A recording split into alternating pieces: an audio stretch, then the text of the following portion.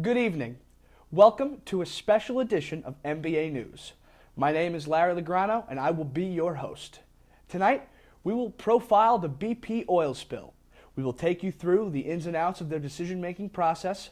We'll explain the failures and why they might have occurred. And finally, we'll wrap up with what could have been done differently. First, I'll take you through some history. According to BP, after 7 years of exploration, a man named George Reynolds and his team finally found the jackpot. After drilling almost 1,200 feet deep on an ambitious day in 1908, Reynolds smelled two things: the stench of freshly drilled oil and the sweet scent of the cash that would come into his pocket. A year later, the Anglo-Persian Oil Company started. Before World War I, Winston Churchill thought Britain would need a dedicated oil supply, and that resulted in the UK government becoming a major shareholder in the company. After that, people started to recognize the new logo of British Petroleum, and people still recognize that logo today. Fast forward to the 21st century. BP's current company motto is Beyond Petroleum. It's a company whose horizons were broadened by investing in alternative energy sources. According to the Washington Post, BP was once the world's second largest solar company, but since then, they have fallen down into just the top 15. BP's public relations firm stretches beyond petroleum as well. No stranger to catastrophe. In 2005, a refinery in Texas exploded, killing 15 BP employees. In 2006, over 250,000 gallons of oil spilled through corroded sections of a BP pipeline across the North Shore of Alaska. Time magazine believes both of these incidents helped contribute to how BP is remembered in North America. But neither of those incidents was worse than the epic disaster we will profile for you tonight. And joining me now at the desk is correspondent Chris Miranda, who will explain to us some background on the epic disaster and who was involved. Chris? Thanks, Larry. On April 20th of 2010, a catastrophic explosion occurred 40 miles off the coast of Louisiana, on board Transocean's Deepwater Horizon oil rig. The British Petroleum leased rig was carrying an estimated 700,000 gallons of fuel and producing up to 336,000 gallons of crude oil each day. On this day, a bubble of methane gas had escaped the well, consequently bursting multiple protective seals and barriers within the pipeline. When it reached ocean surface, the highly combustible gas was ignited, causing the first of two major explosions. After this first explosion, BP's rig was set ablaze. This fire lasted a frightening 36 hours due to the nature of the incident being fueled by the increasing amount of upwards flowing oil. On April 22nd, the oil rig, valued at $600 million, was destroyed by a second explosion, causing it to sink. The potential environmental impact of the disaster was now blatant. But who takes responsibility for this disastrous situation? Clearly, BP should take full responsibility for the failure of their operations, but someone has to oversee their actions. The federal government is responsible for what occurs on its property, specifically including the protection of public health, interests, and overall safety. When leasing these types of space, the government is to provide extreme oversight. This comes in the form of federal guidelines and mandatory inspections, which are put in place to yield safe operations. Perhaps this is where we find the brunt of the issue at hand. First off, there are many requirements when allowing access to natural resources. The National Environmental Policy Act requires federal agencies to consider the environmental impacts of their leasing decisions.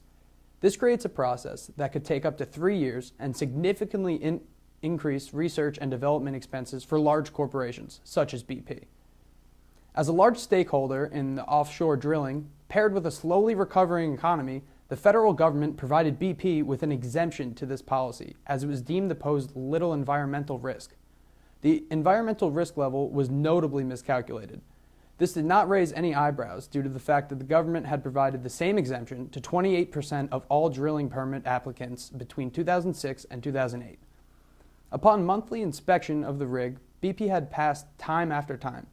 Just 10 days prior to the explosion, the oil rig's emergency shut-off valve had passed government inspection. Clearly, government regulation might not have been enough. The attitudes of BP management and the federal government could shed some light on potential biases. Now let's send it over to Kathleen Duffy and talk about decision traps BP faced. It seems like BP management fell into the overconfidence trap, which seems to be what led to the oil spill. According to Larry Folk, the president of the American Nuclear Society, before BP's oil spill, the nuclear industry didn't have major crisis in 25 years, leading to corporations believing that nothing will ever happen. That leads to more risky decisions being made.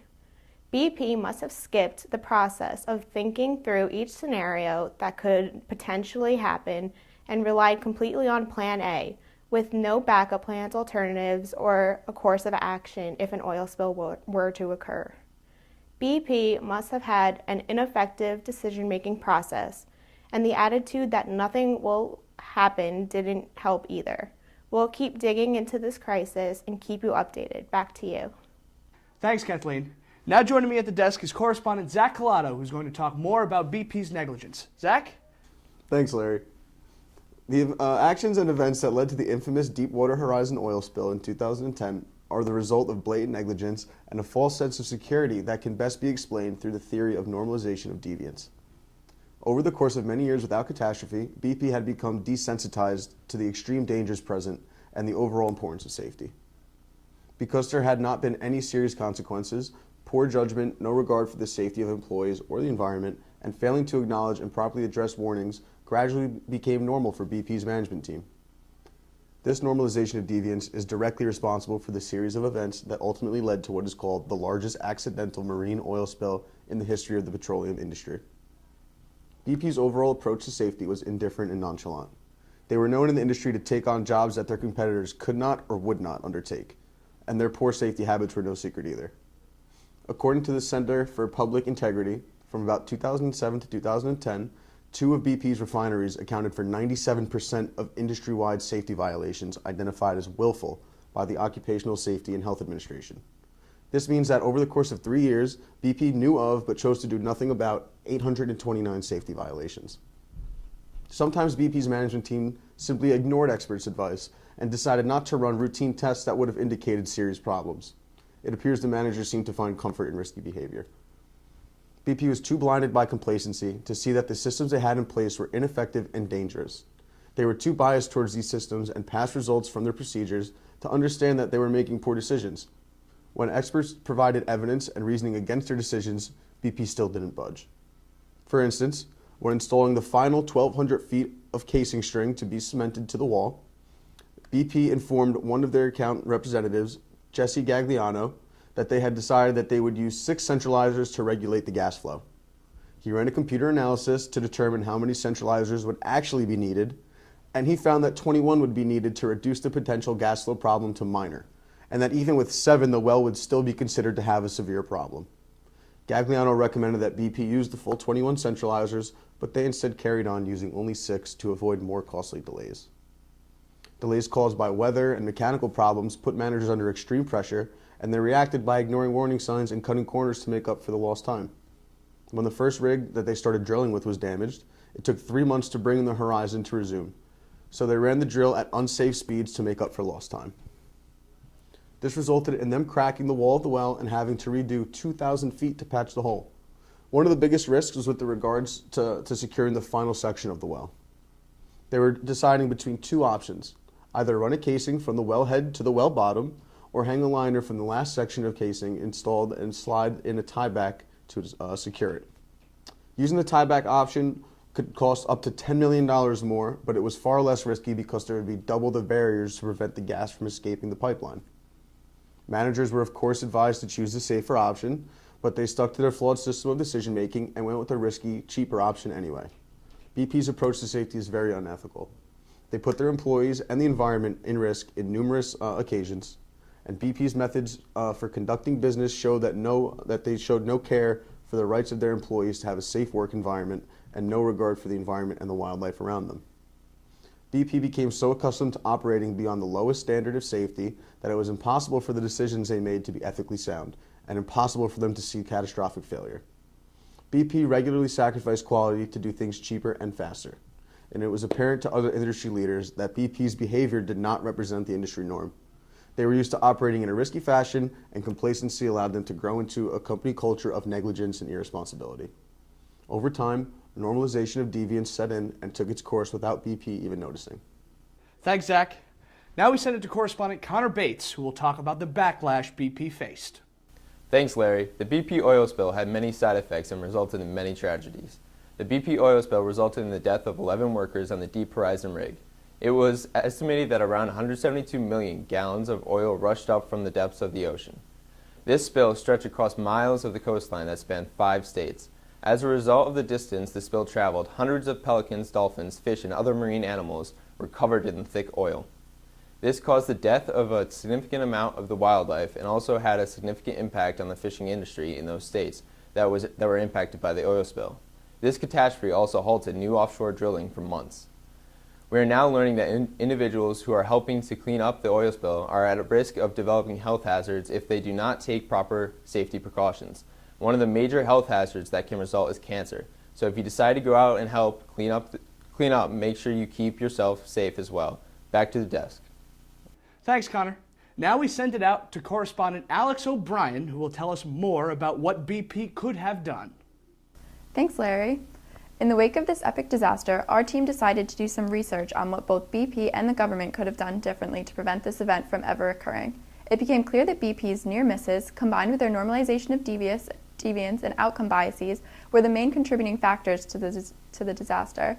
In order to prevent these near misses in the future, BP needs to revamp their decision-making process, starting with eliminating the tendency to make decisions under pressure. If the co-managers had more time and more resources, would they have made the same decisions pre- and post-disaster? They must also learn from deviations such as this, or the smaller crises that have happened in the past, and ask themselves, have we always been this comfortable with this level of risk, or have we gotten increasingly risky over time? This would have helped them to identify and judge many of the near misses stockpiled in this turn of events. They must also start reviewing their successful projects to start uncovering the near misses in the past that thankfully were just near misses instead of major disasters. When companies profile positive and negative results, they find that some of their successes weren't actually all that positive when broken down and analyzed. On the government side, they must eliminate their bias in favor of large successful companies. They must learn from this disaster with BP to evaluate and audit all companies fairly and on a level playing field going forward. The most important lesson and decision-making change for BP is that they need to start uncovering the root causes to their problems. Leading up to the oil spill, when managers found a deviation, their first instinct was to cover it up or to correct the symptom instead of trying to find and fix what was actually causing the problem. As a team, we believe that BP has the ability to come back from this disaster better than ever, but only if they take the time to fix their detrimental decision-making. Back to you, Larry. Thanks, Alex. This concludes the special edition of NBA News. For our entire team, thank you for watching and good night.